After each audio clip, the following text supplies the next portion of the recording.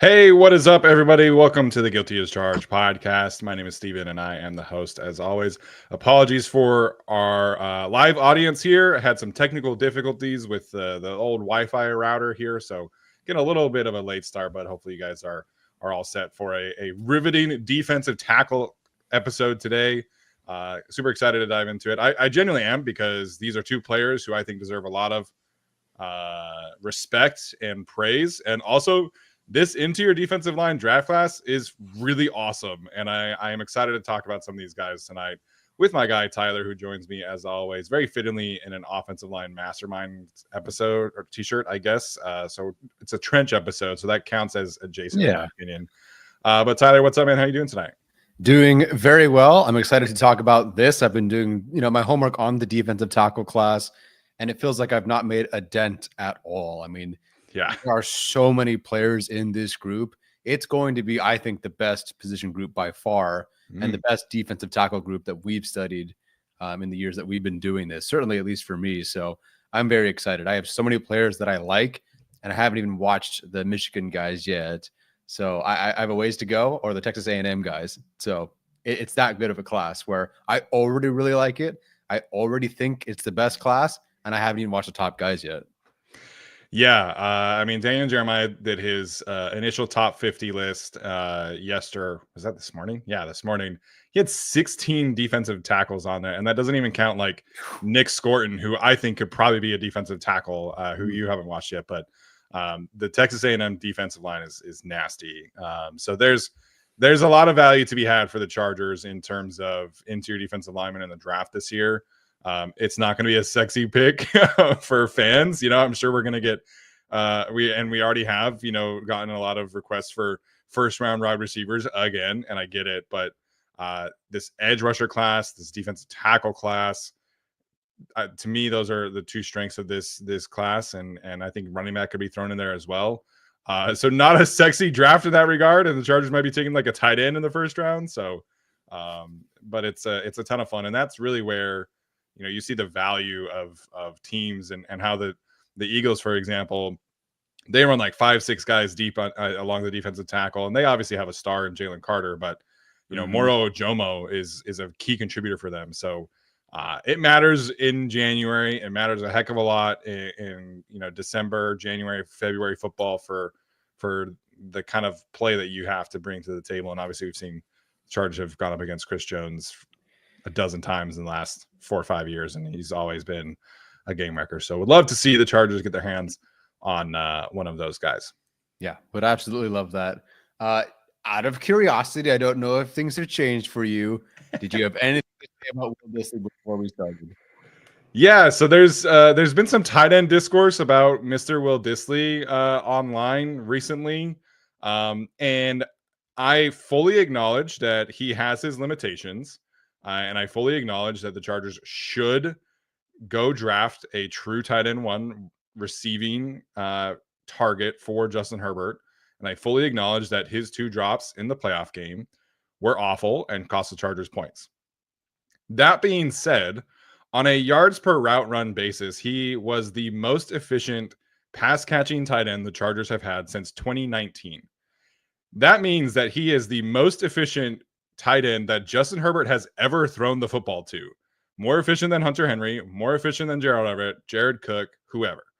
And I understand like there are definitely limitations there, but he was signed to the Chargers to be a blocking tight end, and he has executed that role beautifully.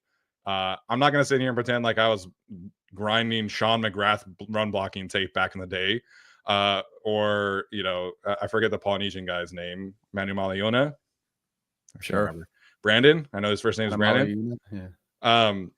But to me, Will Dissly is the best run blocking tight end that I can recall on the Chargers. Like he is, he solved a position almost by himself for the Chargers. Like we were in the depths of hell from a run blocking tight end standpoint over the last 3 years with the Brandon Staley experience.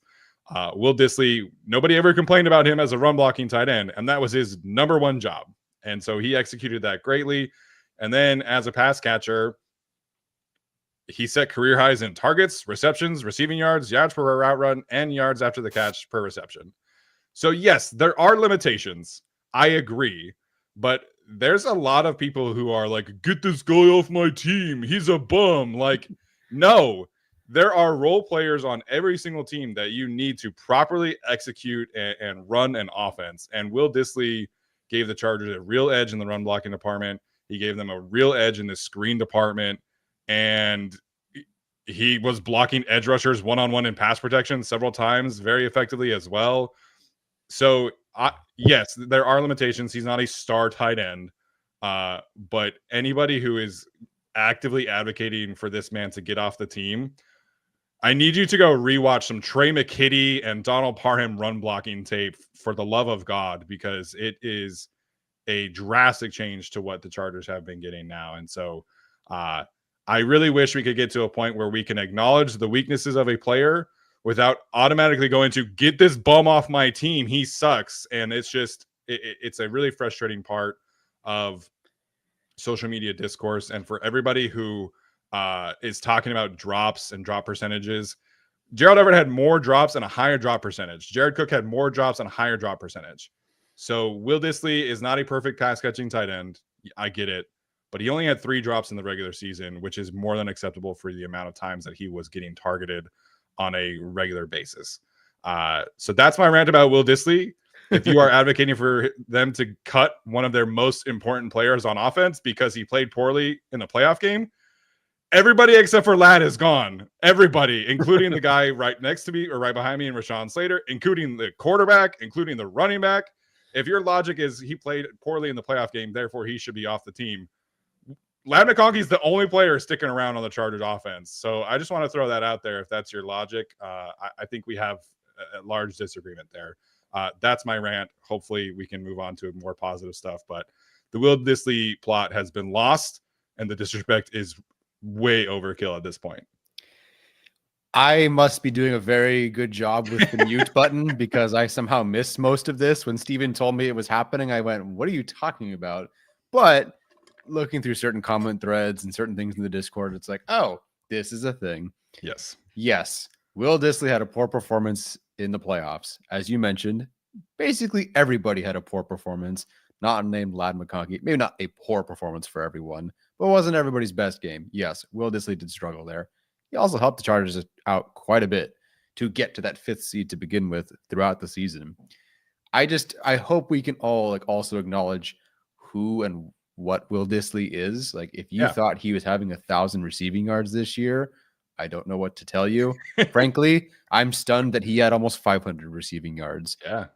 And honestly, just looking at the contracts, in terms of a per year basis, he's 24th in what he's paid compared just among tight ends.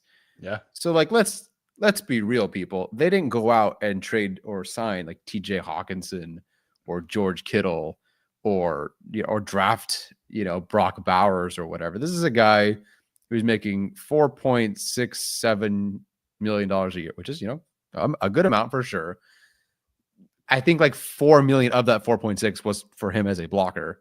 The rest is just kind of, yay, I'm glad you can catch the football. Oh, shoot, he gave us 500 receiving yards. But, I mean, he's behind Juwan Johnson, Tyler Conklin, Josh Oliver.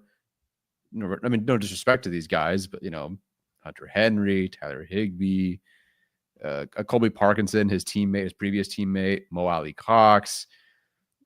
Like, guys, you got to acknowledge where he's at contractually and how much better he was as an overall player. Yeah.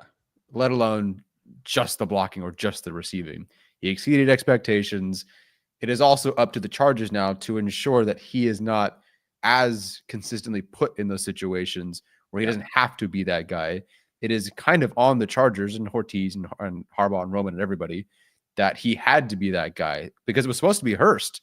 Most of you, and including myself, thought Hurst was going to be the tight end one and the leading receiving tight end. Yeah. Okay, maybe Will Dissly gets more snaps as a blocking guy, but we thought Hurst would be the leading receiver of this group. Didn't manifest. So it is kind of on the fault of the Chargers and Hurst, I guess Hurst too, that they had to force feed Will Dissly. It shouldn't be Will Dissly as often as it was, but it was because he was their best option. And that's a testament to what he was able to do throughout the season. I don't want to just look at one game and his quote unquote failures in that game and say, get him off the team. Because you and I do enough of this. Not that we're sitting here again watching grinding the blocking tight end film all the time. But last year, man, I'm sure it felt like the line blocked a play perfectly 98% of the time. And somehow the tight ends fucked it up 98% of the time too. So when they signed Nick Van Nett, we were like, praise Jesus. Super Bowl. So anyway, give Will Dissly some grace. Yeah, if we're going to take a 1-game sample size and eviscerate a player, we got to keep the same energy, in my opinion. And all of you have went and defended Justin Herbert for having a bad playoff performance, and rightfully so, because that one playoff game should not define who a quarterback is. And it's the same thing with a guy like Will Dissly. So the last thing I'm going to say here, Will Dissly, I mentioned his yards per route run, 1.65. It finished 7th in the league among starting quarterbacks. This is the list of names that he finished higher in yards per route run, just so we know. TJ Hawkinson, Sam Laporta, Dalton Kincaid, Travis Kelce, Evan Ingram, Foster Moreau, Pat Freiermuth, Hunter Henry, Juwan Johnson, Kyle Pitts, David Njoku, Zach Ertz, Cade Otton, Noah Fant, Jake Ferguson, Chigo Okonkwo, Jatavian Sanders, Dalton Schultz, Dawson Knox, Cole Kmet, Tyler Conklin, and Michael Mayer. That's like the whole league. So that's all of it. That's awesome. So many people were like, the Chargers should go trade for David Njoku. And like, I like David Njoku a lot. He's a really good player. You know who had a lower drop percentage than David Njoku? Will Dissly. So he had a very poor playoff performance. Yes, that is factual. And I'm not going to sit here and say that he is better than all of the tight ends that I just listed. But he was super efficient as a pass catcher. And he was extremely valuable as a run blocker, as a pass blocker, as a leader. So Will Dissly is definitely 100% not somebody that we should be advocating to get off the Chargers. He is somebody that should be praised for bringing a ton of value to this team and upgrading a spot that the Chargers desperately needed to get an upgrade. So yeah, there's our Will Dissly discourse for the day. All right, let's get to the defensive tackle conversations. You know, I hijacked the episode for 10 minutes about that topic, but you know, it is what it is. This is what you guys come here for the show. Let's get to the defensive tackles here. We are going to do free agent profiles for Poona Ford and Teair Tart, and then we're going to give some potential replacements, talk about the draft, talk about free agency class, and we've done this for a few players. This is probably going to be our last episode of this kind of formula where we're talking about key players that the Chargers should bring back. You know, we didn't really feel the need to do like a Christian Fulton episode. I guess we could if you guys really wanted that kind of episode, but you know, these are the kind of the high priority free agents that we've targeted and discussed. So we did Khalil Mack, we did J.K. Dobbins, we're doing the 2 defensive tackles, and let us know if you want us to do other ones like these, but for now, this is kind of our last planned episode. Yeah. All right, let's get into the data comparisons here. Tyler, why don't you take this one away? Sure. So for our audio listeners, I won't go through every single one of these stats. I think what's maybe more important here is actually what's not on here and the reason why we had these guys so high on our top 10 Chargers of 2024. So you look at the data comparisons for these guys. Poona Ford was obviously the starter. If you guys watch with Tart, it was more so a very small role early on, and then slowly started to overtake Otito Egbonia. So Poona Ford played a lot more, not twice as many snaps, but close to it. He played 652 snaps. Tart played 378. If you look at their pressures, their pass rush productivity, their win rate, their run stop percentage, these aren't, it's not Aaron Donald. Okay. This is not Chris Jones here. Most of these numbers out of 153 defensive tackles are in the 40s, in the 70s. Tart was better on a per play basis. Ford, not as much. But to me, it is actually really just about the film and what we watched. There's not a single Chargers fan who watched the games live or watched the film for sure who thought that these guys are really 93rd in the league or 75th in the league as a defensive tackle. Now, the per play numbers can say, sure, they didn't get a run stop at a high rate necessarily, or they didn't have a ton of pressures individually. But what they did, I think, on film was fantastic. So the data comparisons for these guys, it doesn't look great on the stat sheet. And if I were a team that never watched these guys play, I'd go, I don't know what I want to do with the 70th in pass rush productivity. Why would you pay him that much? Yeah. 75th in run stops. What are we doing here? Why would you want to pay him that much? Granted, it's not that much. But as a Chargers fan who watch these guys every week, they go beyond what the stats say here. Yeah, I think, if we were doing this show as like looking at potential free agents for, if we were, Seahawks podcasters, for example, like, I don't know if I would be highlighting Poona Ford and Teair Tart as like guys that I would love for the Chargers to go sign. But because we have watched how valuable that these two players have been on a film perspective, it is so crucial for the Chargers to have defensive tackles who can control the line of scrimmage. And even if they aren't producing necessarily at like an elite level, you have to have that kind of player with this team, because the edge rushers need to have the freedom to kind of run around and do their thing. And Derwin and the linebackers, you got to keep them clean and be able to run around, and you got to kind of funnel things a certain way. So the ability that these two have to set the line of scrimmage, and then I think provide some little like minor elite traits like Poona Ford and his ability against screens is extremely valuable. And especially, the Chargers play a lot of teams who have good screen games, right? Like the Broncos and the Chiefs are probably two of the best screen teams in the league on offense. And so Poona's ability to kind of snuff those plays out. He had an interception in the first game and had a couple bad passes and things like that. That particular trait creates a lot of value. And then he'll give you, 2 or 3 pass rush snaps a game where you're just like, okay, like this is a guy who can, occasionally, cause some havoc. But they're both pocket pushers. They're both line of scrimmage setters. But you can't build the entire defensive line around these two, right? Like you do need that pass rusher and then like another guy, which is kind of what the Chargers tried to do with Morgan Fox and Otito Ogbonia. But Poona Ford and Teair Tart and their disruptiveness, I think, creates a really positive starting point for what they want to do along the defensive line. The highest compliment I can give Poona Ford in particular is that he's changed the way I go about part of my grading and film watch when I watch college prospects. For sure. One, because of what he looks like and his physical stats. Like I would never have guessed, right? This is a like 1 percentile size guy, right? It might even be 0. I think it might be less than that. He really is one of one out there, but it's changed the way I look at things. And it's also because of what you mentioned on the screens. I now go through, and particularly with defensive tackles, but really for everyone, for Harbaugh, I think of like Michigan, I think yellow, and of course the Chargers like gold and whatnot.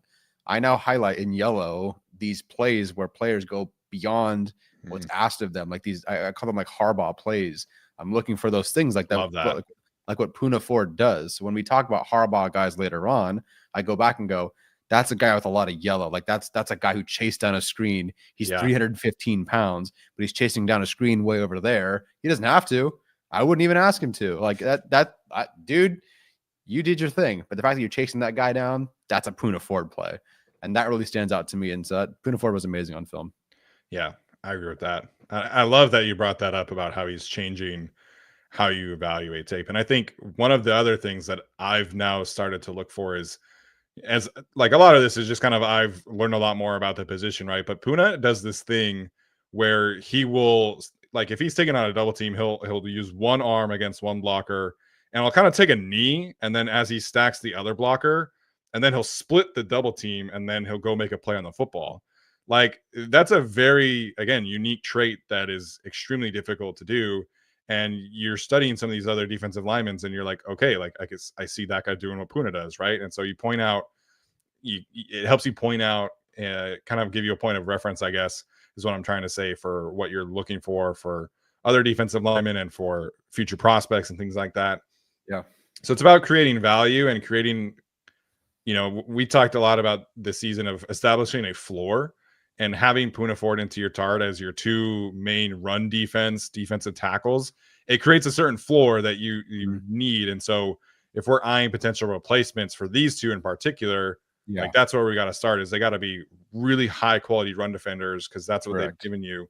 And then Teair Tart, he was one of the most efficient pass rushers in the league. And I this doesn't even count the several holding penalties or tripping penalties that he caused as well.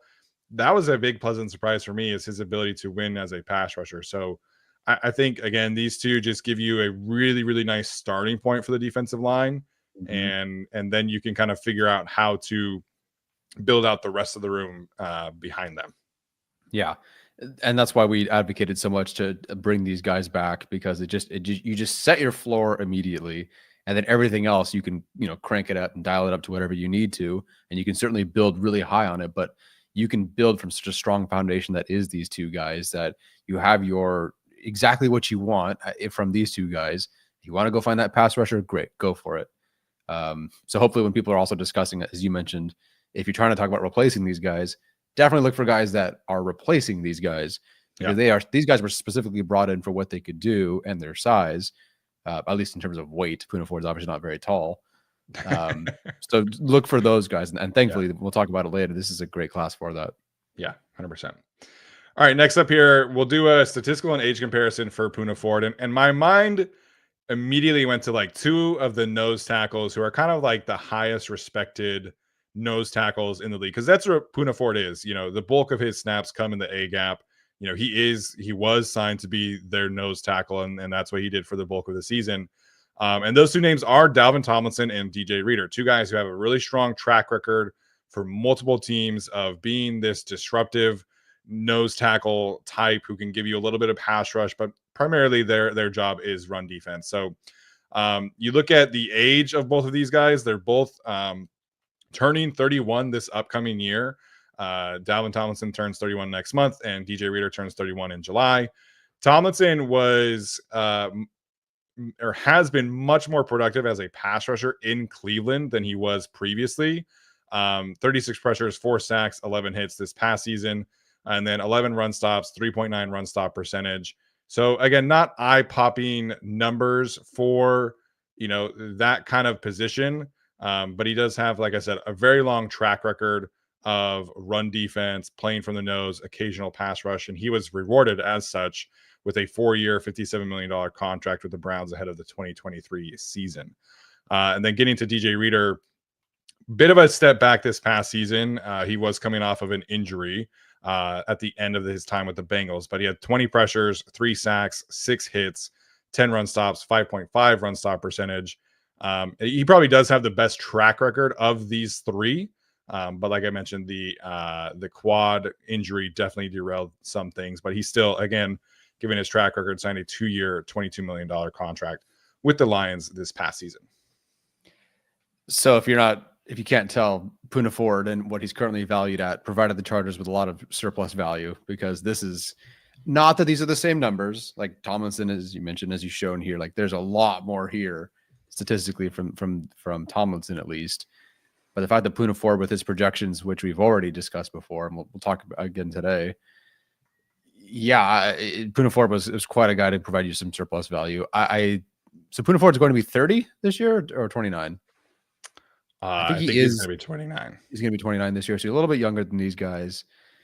Sure.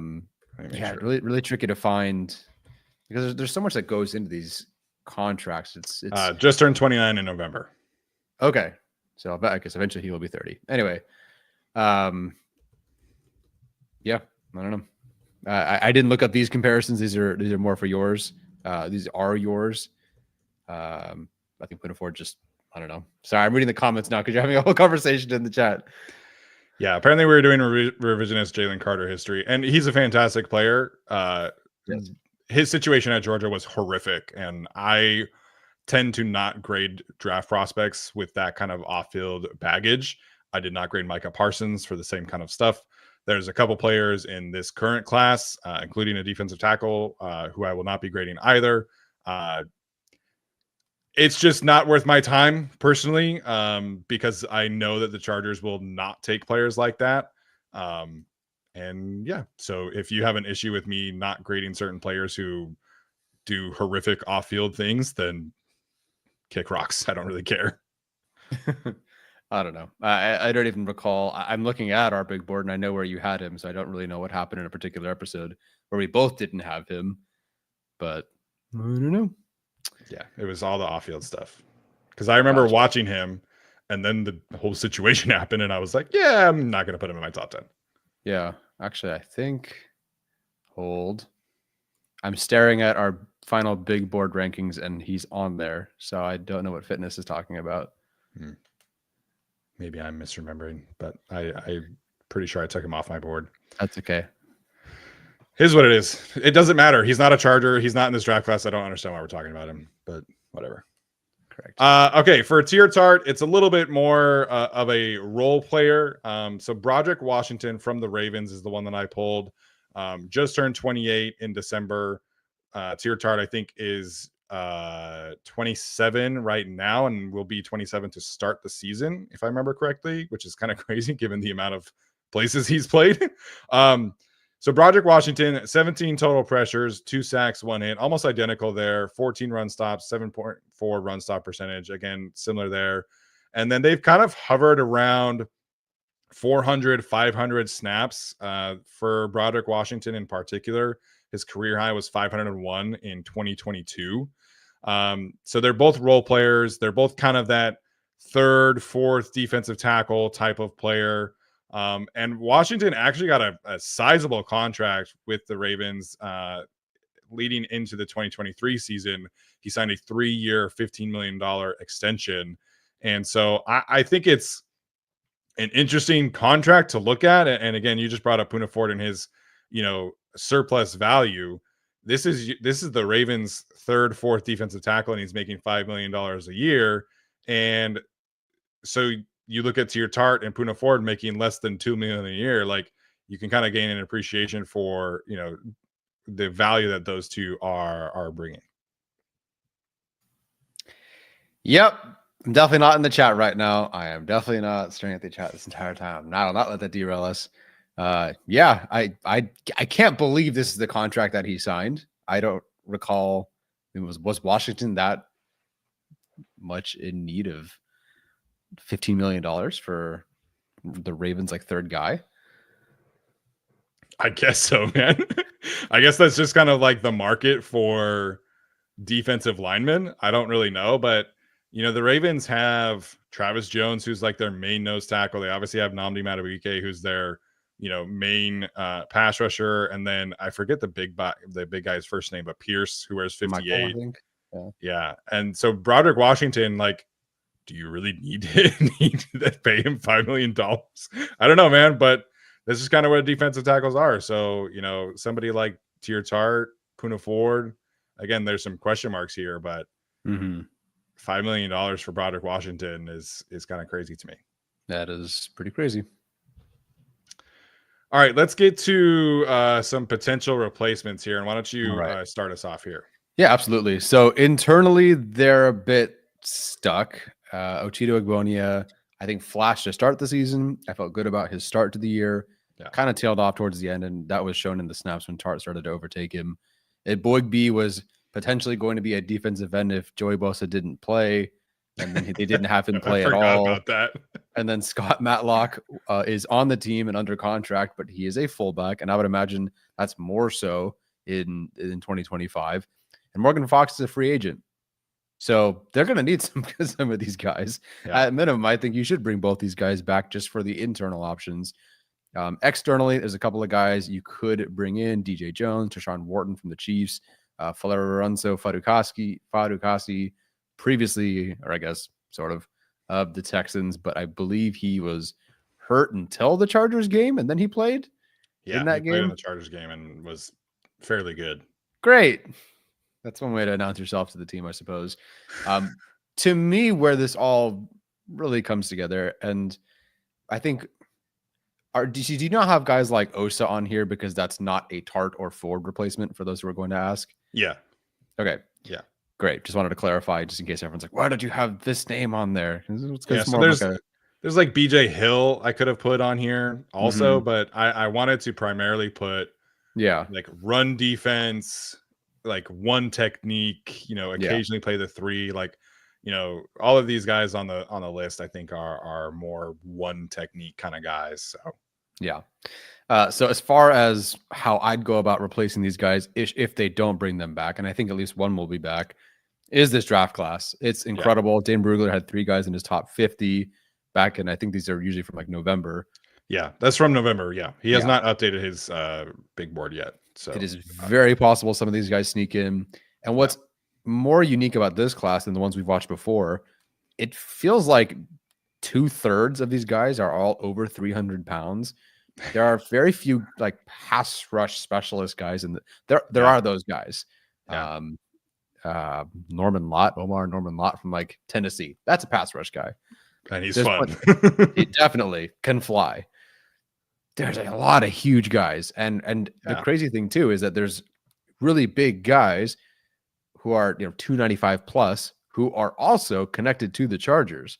Obviously the Michigan guys, you have 2 guys from Notre Dame. You have Phillips from Maryland. I'm sure there are other connections here and there. Guys that were recruited by Elston. I'm sure recruited by, whoever was at Michigan for those particular years. So there's a lot of connections to these guys in the draft. I think you have to take somebody in the draft. I'm in love with different players at different parts of the draft. Obviously, some earlier are better than some later, but it's a heck of a class, guys. It really is. And I'm of the mindset right now that you bring these 2 guys back because you can get them for pretty cheap, which we'll get to in a second. And like, I don't really know how much DJ Jones is an upgrade over what they have. Now, he was much more productive from a run stop total, and played a lot more snaps, but pass rushing is about the same, things like that. He is getting older. Wharton is very interesting to me, because he is a younger player. He's on the end of his rookie contract, and he gives you a little bit more pass rush juice. Again, he's getting a ton of one-on-ones in Kansas City because of Chris Jones. But the production as a pass rusher is interesting there. So he's like a younger player who's got, the last 2 years of proven production. So he's interesting to me more so than the other potential like run stuffing defensive lineman. But to me, the Chargers, where they're going to have to make a choice is, do you bring one of these guys back and then you go sign your pass rusher and then you draft your other run stuffing defensive lineman? Or do you bring these 2 back and then you go draft your pass rushing defensive lineman instead of like an Osa or Milton Williams or whoever? And those guys are very, very expensive. But this like run defense nose tackle class is so much fun. And I remember, I think it was the class 2 years ago where there was like one guy who I was like, okay, this guy can definitely like plug an A gap, And there's the 3 on the screen, which I'm not crazy about Deion Walker, but like size-wise, that dude is insane. Like he's 6'7" and 350 pounds. But Tyleik Williams, Kenneth Grant, outstanding run defensive tackles there. You have Alfred Collins, who I know you've kind of highlighted a couple of times. I watched him yesterday. He's a great run defense option. You have JJ Pegs or Puigs, I don't really know, from Ole Miss. He's the, I think, less character risk option at Ole Miss, and he is kind of a run stuffing defensive tackle. Phillips from Maryland, like he is basically a Poona Ford clone. Like he is short, but he can stop the run and he can rush the passer. So the Chargers have basically what I'm saying, a lot of flexibility when it comes to the draft.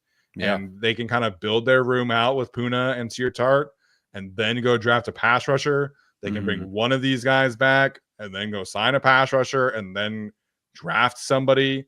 But the more that I dive into this draft class, I really, really want to see them draft a defensive tackle in the first 3 rounds and just drop that guy in there.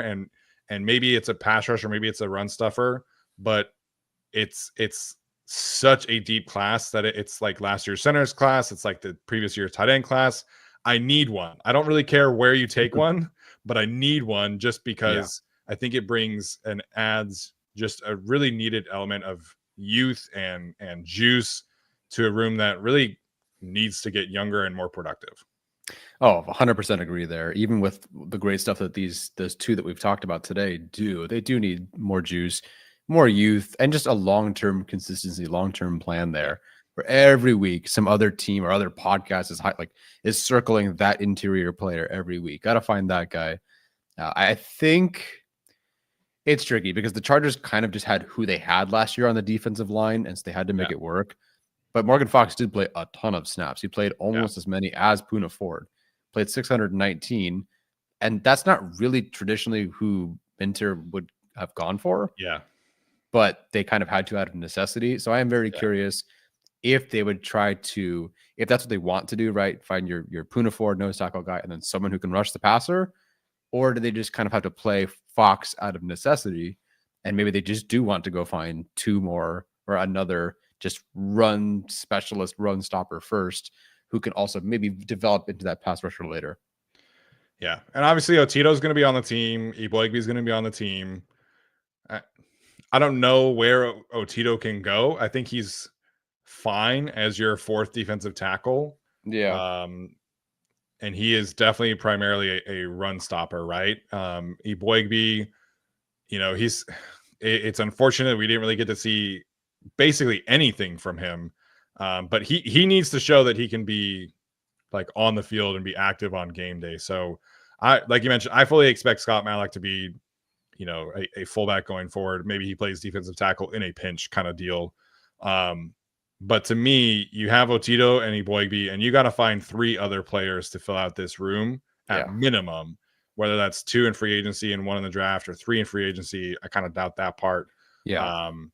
But the Chargers have options with the draft because they can be very selective and just, maybe you just kind of let it fall to you, right? And then after the draft, maybe you go back with Teair Tart and say, hey, you're still a free agent. Let's bring you back. And so I think this draft class just gives them so much flexibility because this is not really a pass rushing class that we're talking about today, but there are so many pass rushers in this class too. So it's a really, really fun group.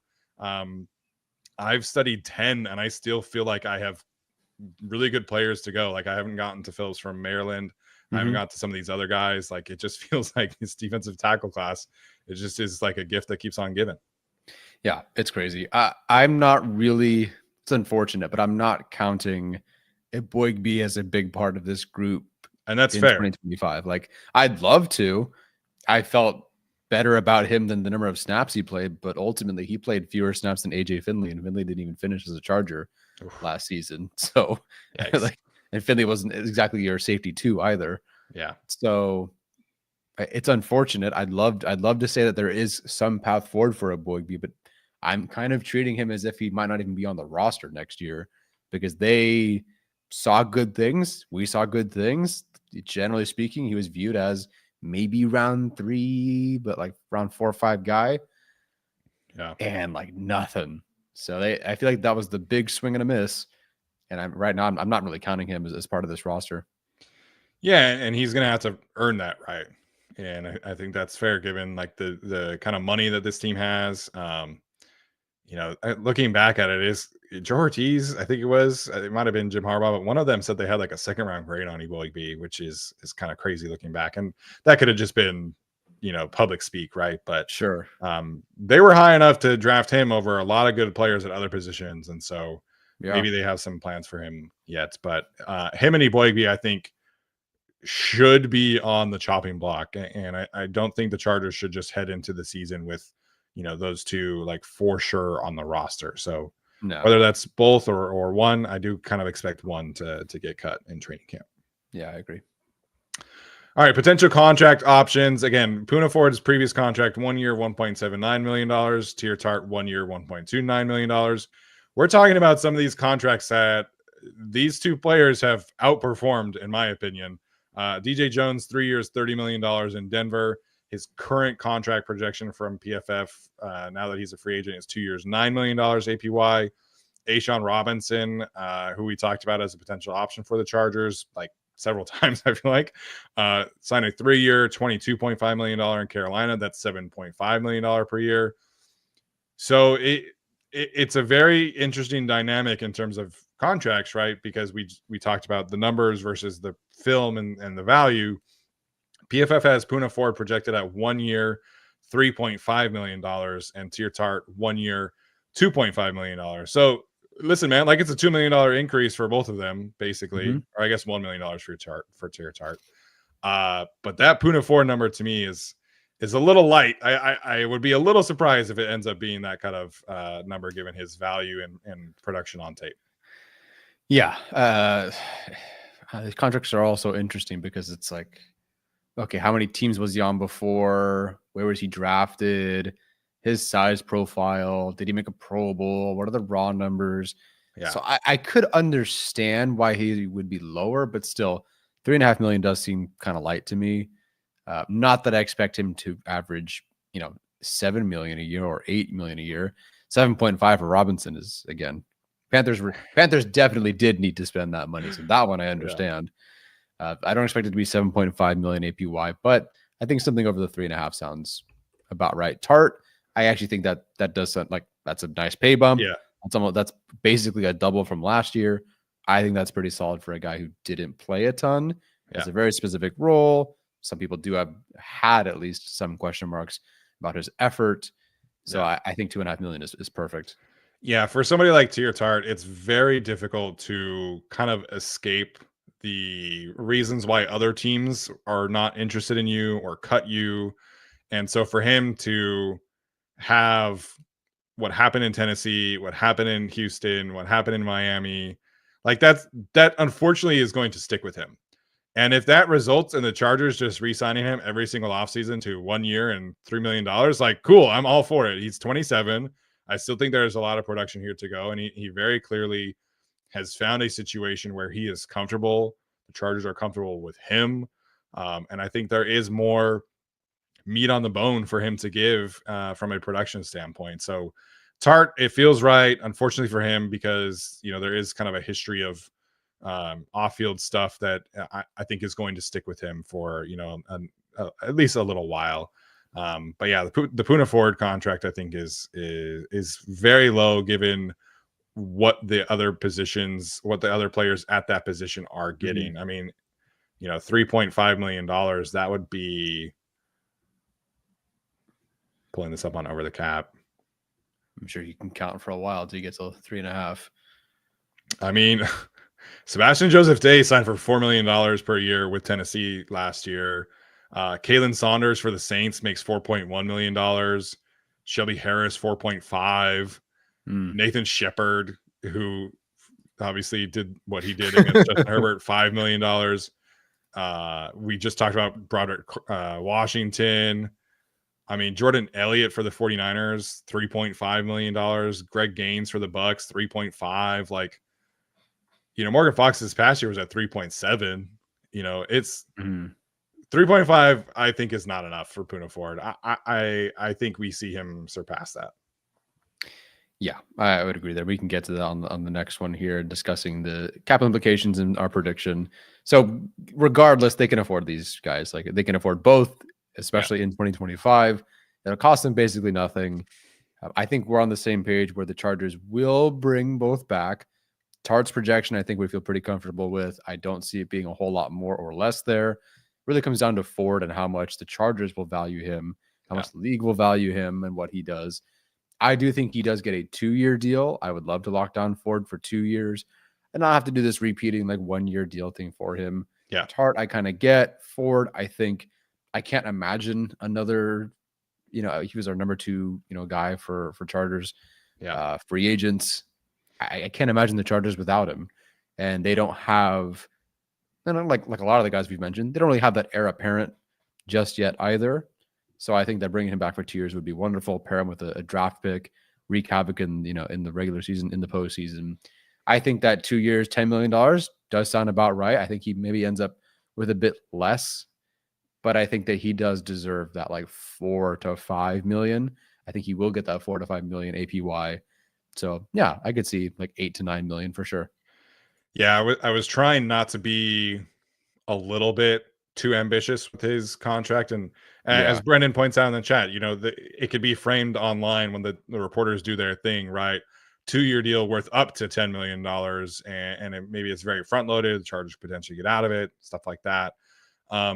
But just reading the names on Over the Cap, like it's really hard for me not to justify Poona Ford at like $7 million APY, $8 million APY, I think is like what he's worth.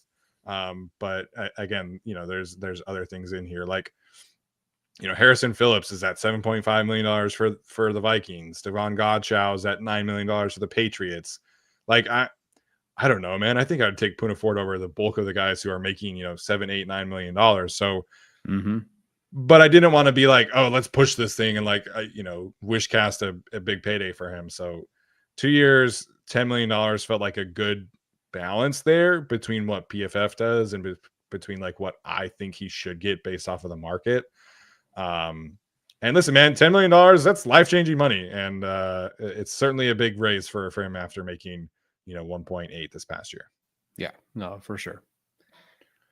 So are we kind of thinking then that they get their pass rusher in the draft?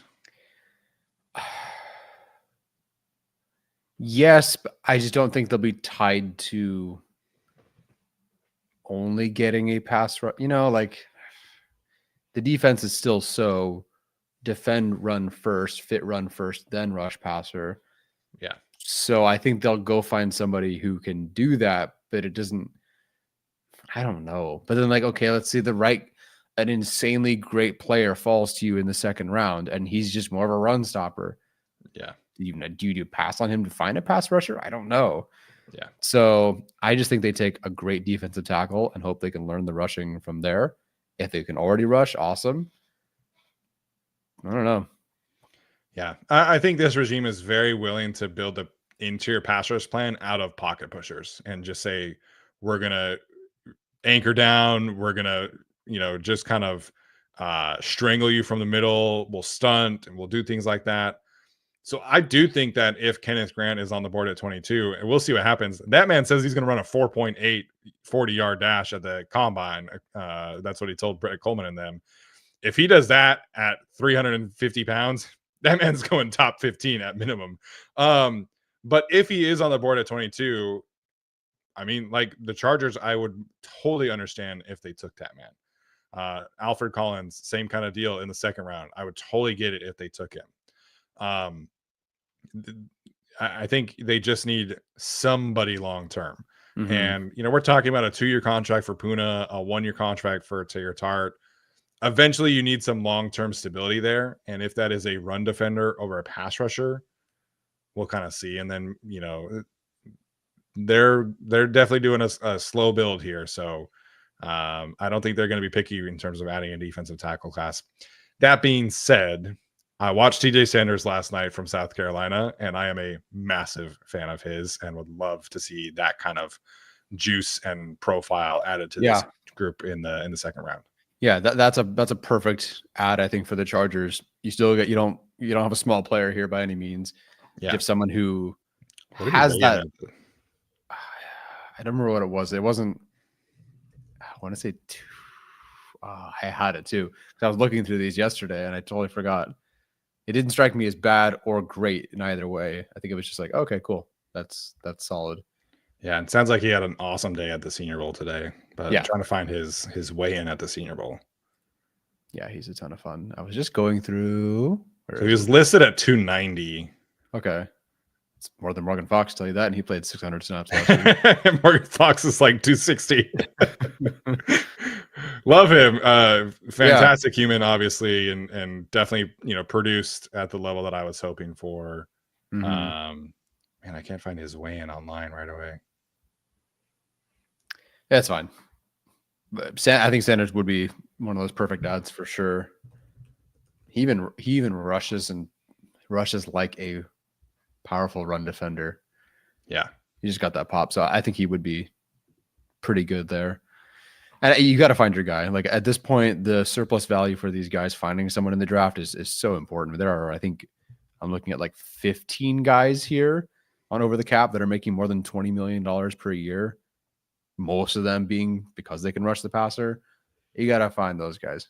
Yeah.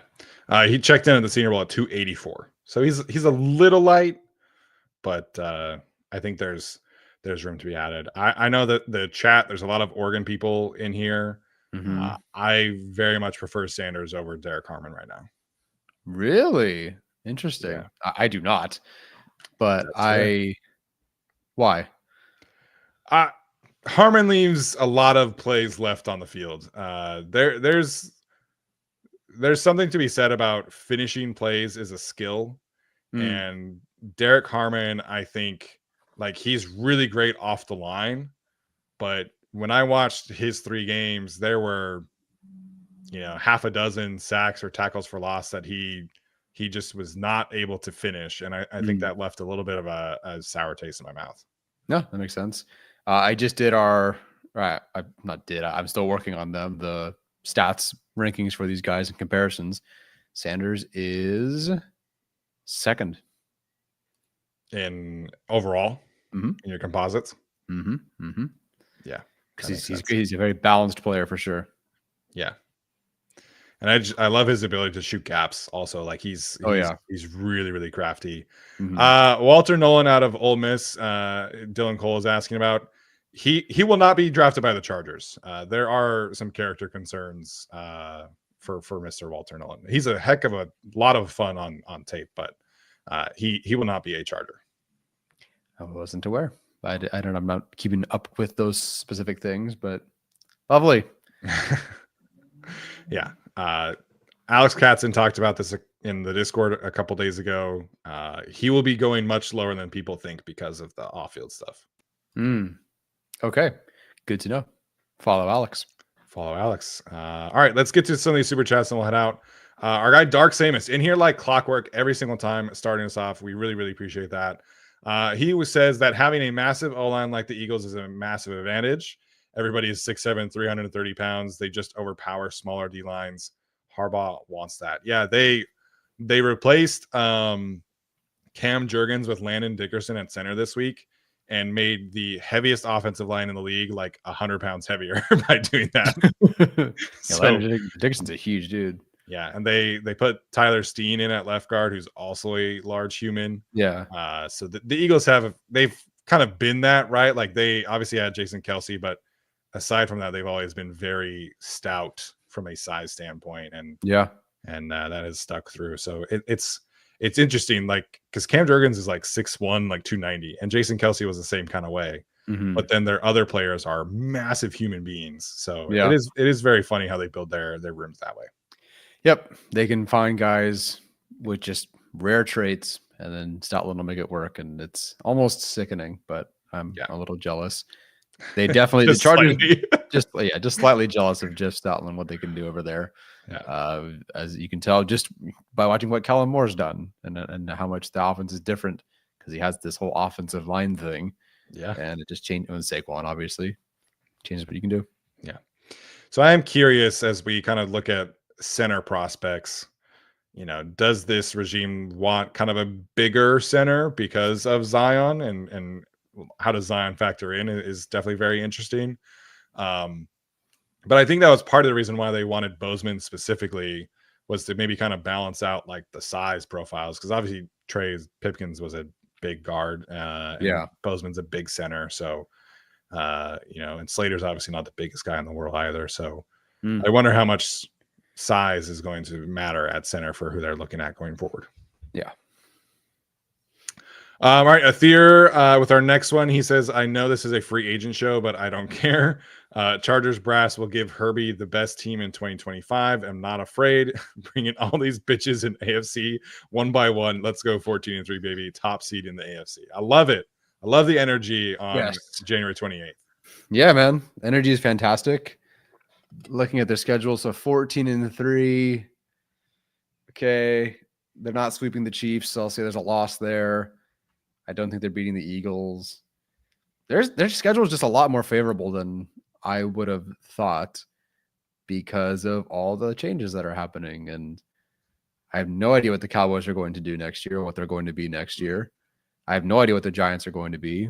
Dolphins, potentially, by the time they get to them, what's going on with that season. The Jaguars at least finally fired their GM. The Raiders, I have no idea what's going to happen. The Titans, I have no idea what they're doing. The Raiders are at least going to be better than this last year. Difficult not to not be worse, that's for sure. They will have a competent head coach and a decent plan, I would imagine. Yeah, yep. For sure. We'll see if Russell Wilson's their quarterback. Yeah, but under Pete Carroll, they will be at least better. And, that first game they played was a heck of a challenge, man. It was very difficult. Christian Wilkins and Max Crosby and Malcolm Kuntz. And it was a difficult matchup for sure. And gave the Chargers some problems on offense. Athir with a second one in here says that he has always loved Gak, and it's true. We greatly appreciate it. He says Tart Poona is must sign, whatever it costs. Let's go Bolts. Defense top 5. I'm not scared. Okay, they should be a top 10 defense again this year. Yeah, I do worry about the specific receiving guys, the number one guys they're going to face next year. I think the Chargers will have better teams overall. They may not be facing the greatest quarterbacks in every game, but their row of receivers is ridiculous. Like Nico Collins might be like receiver 8 that they face on their schedule next year. It's insane. Carlton Davis, let's do it. Sure, we kind of went halfway down that track last year, or not last year, a couple years ago. Yeah. Cornerback from the Lions / formerly of the Buccaneers, I think just would fit perfectly what they want to do. And I tweeted this out earlier, but I was looking at like the top corners on PFFs and who they have in their top 100. And yeah, man, Carlton Davis fits, I think, perfectly. So of the 12 cornerbacks in there, I included Christian Fulton, who wasn't in the top 100, but I just wanted to kind of give like a reference point. So Carlton Davis would be 3rd of the 12 in coverage grade, 4th in forced incompletion, 2nd in run defense, and 2nd in run stop percentage.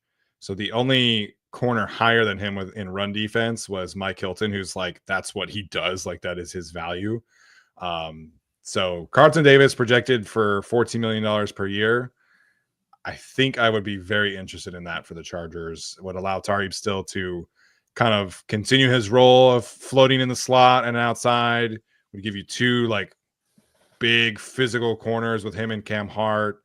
Yeah. He's a guy who definitely can match up with some of those bigger receivers that we're talking about. So I don't know, man. Like my priorities for free agency have changed like so much just looking at things. Like I think heading into this, I think Osa or Milton Williams probably would have been like number 1 on my list.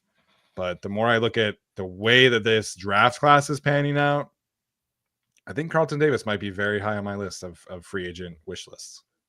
I like it. I was actually looking at Carlton Davis's RAS, and it does look a lot like, I'm trying to get Cam Hart's up here too. Oh, he's so much taller. Cam's taller? Or yeah, Cam's taller by 2 inches, and that helps him quite a bit. But it was really for me like the testing. Like Carlton Davis didn't test super well. Like they're both average in that department, but they are taller. They are those, they will play the run, forced incompletions. Yeah, that's a pretty good pairing. Yeah, I would be in favor of that. And the Lions did draft 2 corners very highly last year. So it would kind of make sense that you let those 2 guys be your outside guys. And Amik Robertson, who was their main slot guy, is also a free agent. Yeah. So I don't know. They could always bring those guys back, but they have a lot of expensive contracts that they just did. So I think Carlton Davis is going to hit the market.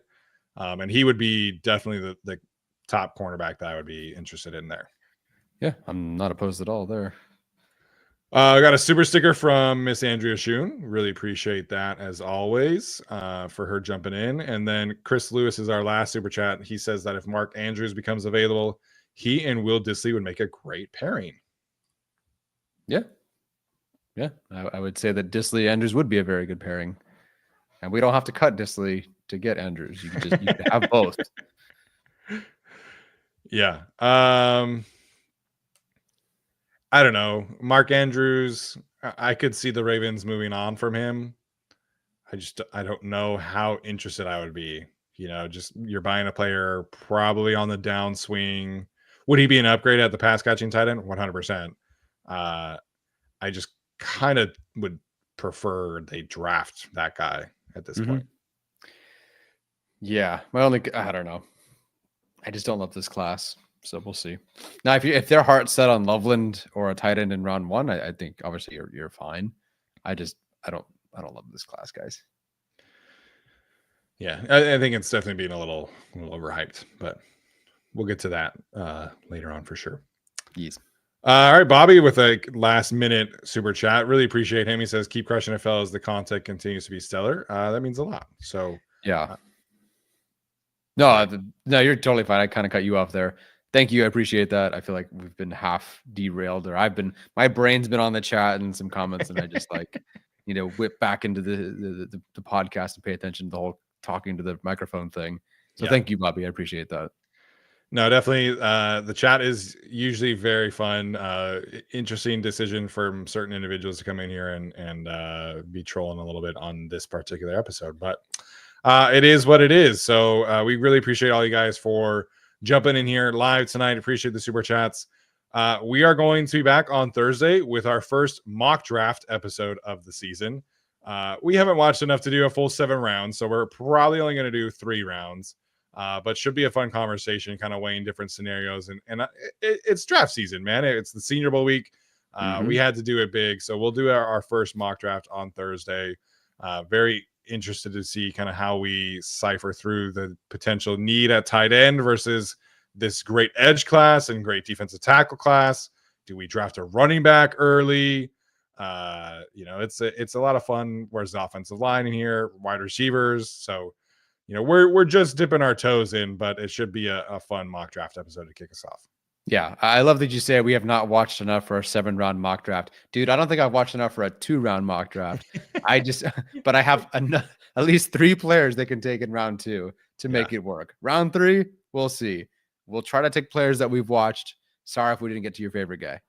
Yeah, sorry. But I think we've watched enough to do at least 2 rounds. And then it's like at that point, you might as well do 3. Yeah, of course. Third round's a charm. Yeah, 100%. All right, you guys, that is going to do it for us tonight. As always, make sure like, comment, subscribe. All that good stuff does continue to help grow the show. This has been the Guilty as Charged podcast. We'll see you next time. Bolt up.